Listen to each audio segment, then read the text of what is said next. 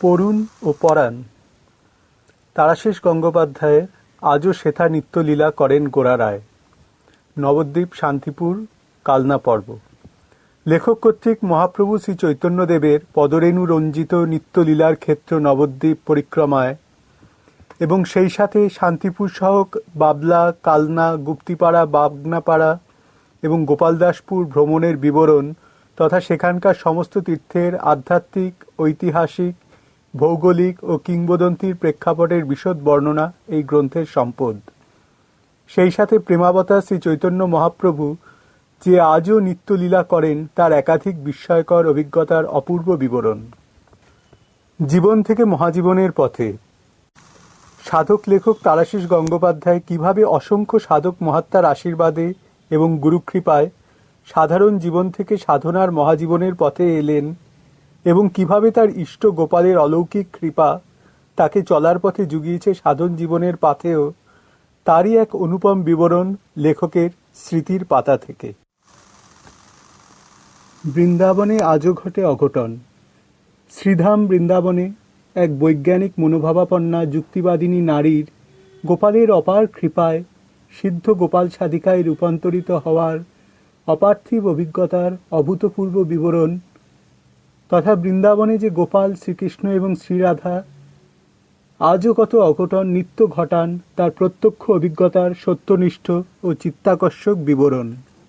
From the world beyond death, a unique account of a Kriya Yogi's mystic experiences in the life beyond death by the help of his Gurudev. মহাপ্রভুর নীলাচলে আজও চলে লীলা। লেখক কর্তৃক মহাপ্রভু জগন্নাথ দেব ও সচল জগন্নাথ শ্রী চৈতন্য মহাপ্রভুর নিত্যলীলার ক্ষেত্র পুরীধাম পরিক্রমা এবং সেই সাথে ভুবনেশ্বর, উদয়গিরি, খণ্ডগিরি, কোণারক, আলালনাথ ও নীলমাধব ভ্রমণের বিবরণ তথা সেখানকার সমস্ত তীর্থের ঐতিহাসিক, ভৌগোলিক ও পৌরাণিক মাহাত্ম্যের প্রেক্ষাপটের বিশদ বর্ণনা এই গ্রন্থের সম্পদ। সেই সাথে পুরুষোত্তম জগন্নাথ দেব এবং শ্রী চৈতন্য মহাপ্রভু যে আজও নীলাচলে নিত্য লীলা করেন তার কিছু বিস্ময়কর অভিজ্ঞতার সত্যনিষ্ঠ বিবরণ। শ্যামের মোহনবাসী লেখকের আশ্রমের সদাজাগ্রত গোপাল বিগ্রহ নানা অলৌকিক লীলার মধ্য দিয়ে কিভাবে তাকে জুগিয়েছেন মহাজীবনের আশ্বাস, সেই প্রত্যক্ষ অভিজ্ঞতার রোমাঞ্চকর বিবরণ।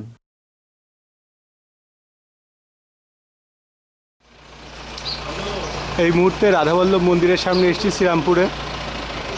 এই মুহূর্তে আমরা দর্শন করলাম শ্রীরামপুরে রাধাবল্লভ মন্দির। কথিত আছে প্রভু বীরচন্দ্রকে একবার নবাব, তখন বাংলার যিনি নবাব ছিলেন, তিনি বন্দি করেন, কারণ নবাব নন্দিনী আর কি অসুস্থ, তাকে মানুষের রক্ত খাওয়াতে হবে, এরকম কতগুলো ব্যাপার ছিল।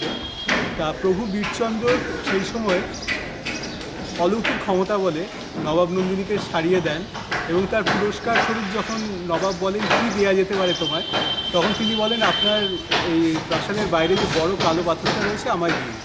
সেই পাথর দিয়েই এই বিগ্রহ নির্মাণ হয় এবং এরপরে আরও দুটি বিগ্রহ এরকম নির্মাণ হয়েছিল, খড়দাহে আছে এবং সাইবনায় আছে। আমরা সেগুলো একে একে দর্শন করব। প্রথমে আজকে আমরা সকলে মিলে শ্রীরামপুরে এই বিখ্যাত মন্দির আমরা দর্শন করলাম। আজ আমরা দর্শন করতে এসেছি বল্লভপুরের শ্রী রাধাবল্লভজিউ, শ্রীপাঠ খড়দহের শ্রী শ্রী রাধা শ্যামসুন্দর, সাইবনার শ্রী শ্রী নন্দদুলাল জিউ। তিন ঠাকুরের বিগ্রহ এক শিলাখণ্ড থেকেই নির্মিত। এই শিলাখণ্ড আধ্যাত্মিক গুরুত্বযুক্ত। শোনা যায় যুধিষ্ঠিরের রাজসূয় যজ্ঞের সময়ে এই পাথরে দাঁড়িয়েই ভগবান শ্রীকৃষ্ণ ব্রাহ্মণগণের পাদ প্রক্ষালন করেছিলেন। মহারাজ পরীক্ষিতের রাজসভায় ওই শিলা সংরক্ষিত ছিল, কিন্তু কালক্রমে তা গৌড়ের বাদশাহের প্রাসাদে থাকত। সমস্ত কথাই বীরচন্দ্র প্রভু, যিনি মহাপ্রভু নিত্যানন্দের পুত্র ছিলেন, তিনি ধ্যানযোগে জানতে পারেন। বীরভদ্রজি সাধনায় জানতে পারেন পাথরটিতে পরপর তিনটি বিগ্রহ রূপ আছে, তিনটি কৃষ্ণ রূপ, মোহিনী, শ্যাম ও বাৎসল্য ভাবে রয়েছে তা।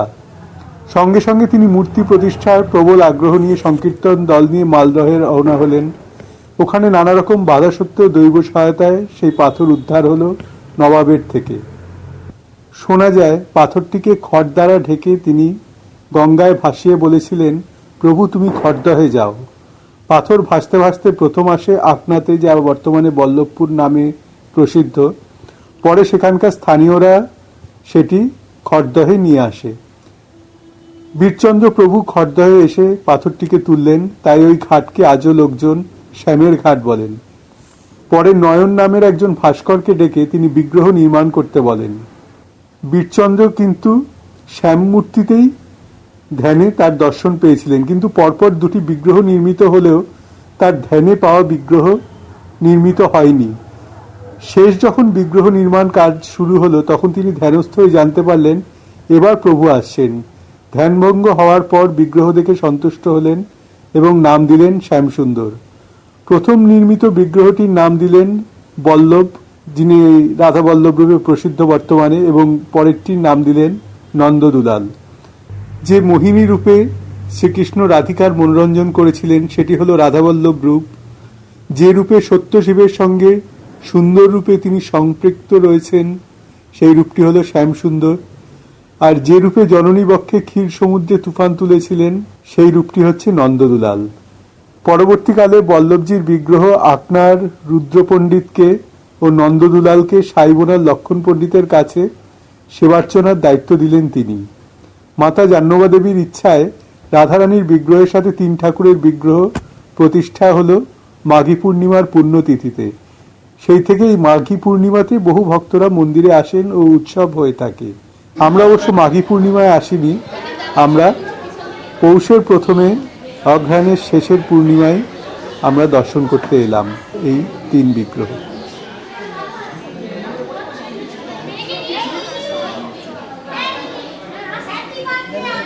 এদিকে ফিরে দাঁড়াও, সৈকত ভাই। সৈকত ভাই আর তার মেয়েকে দেখা যাচ্ছে।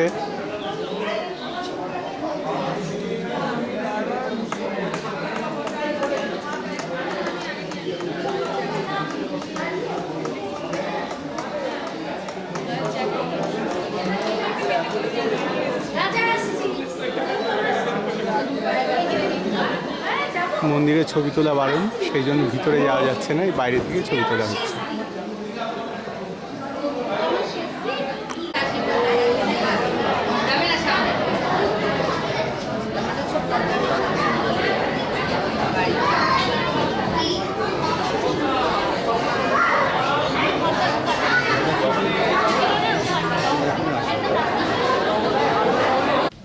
এই মুহূর্তে আমরা খড়দায় ভোগ নিয়ে চলে এসেছি সাইবোনায় বীরচন্দ্র প্রভু স্থাপিত তৃতীয় ঠাকুর দর্শন করতে। জায়গাটি খুব সুন্দর, নিরিবিলি, অশ্বত্থ পাকুর একসাথে রয়েছে এখানে।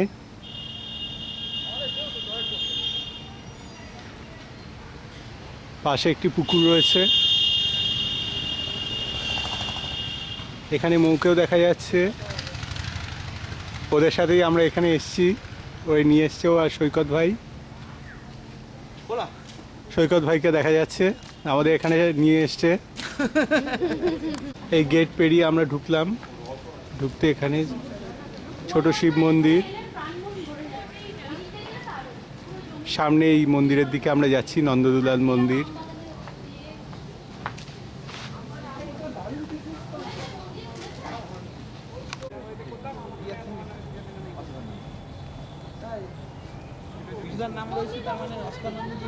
কৌশিক ভাইকে দেখা যাচ্ছে।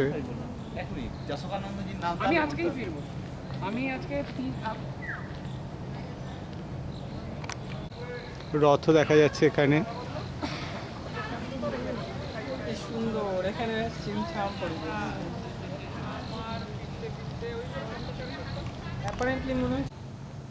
এখনো সাইবোনা মন্দির খোলেনি। সাইবোনার নাট মন্দিরে আমরা রয়েছি, জপ করছে সকলে।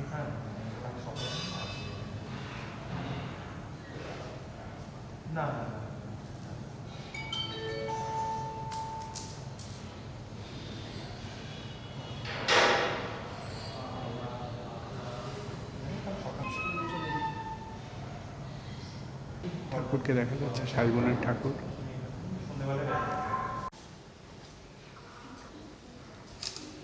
সাইবোনার ঠাকুরকে আমরা দর্শন করছি।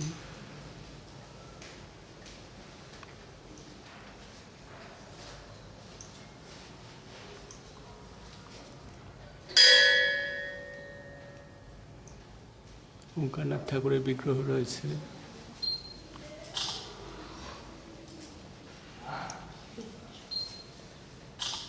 পাশে রয়েছেন জগন্নাথ দেব।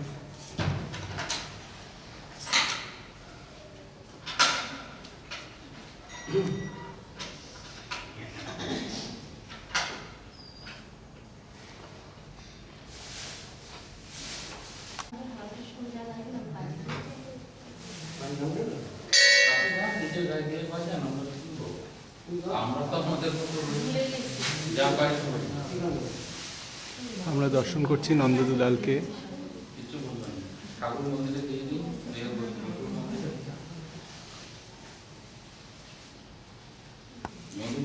সাইবোনার এই 3 ঠাকুর দর্শনের সাথে সাথে আমাদের আজকে 3 ঠাকুর দর্শন সমাপ্ত হলো।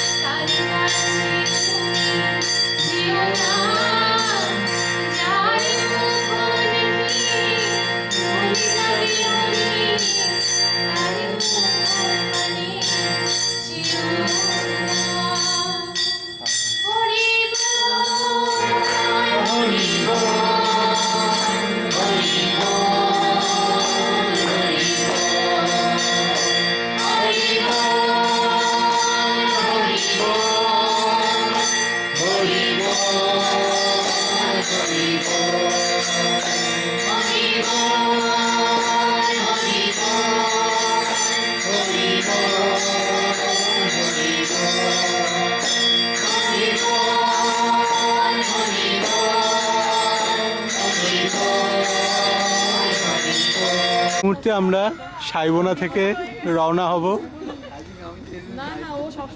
যারা যারা এসেছিলাম আমরা সকলকে দেখা যাচ্ছে, বলাকা, অঞ্জনা, সৌরদীপ, জয়ন্ত, অমিত, কৌশিক ভাই এবং আমাদের সৈকত ভাই। চারপাশে খুব সুন্দর পরিবেশ, নিঝুম পরিবেশ, খুব সুন্দর ধ্যানগম্ভীর পরিবেশ এখানকার। নন্দদুলালকে প্রণাম জানিয়ে আমরা ধরছি ফেরার পথ।